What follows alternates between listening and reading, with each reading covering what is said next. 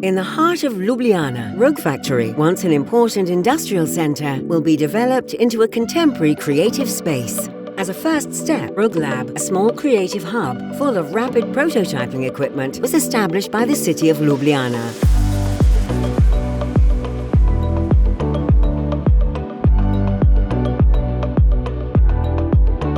Na voljo so ti stroji, ki so težko dostopni.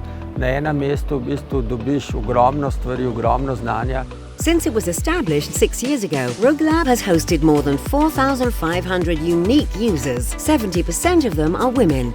Thus, there are over 200 children enrolled in RogLab's educational programs each year. Together with its 40 local and international partners, RogLab is providing designers, artists and entrepreneurs with infrastructure and technical support for their innovative ideas. Many of them are focusing on the challenges of urban living and pressing social issues. We did a jacket that actually looks like a regular jacket, but has features for a tetraplegic girl, Katarina, who sits in a wheelchair, and she's young and she cares about fashion. So we did a really fashionable jacket for her.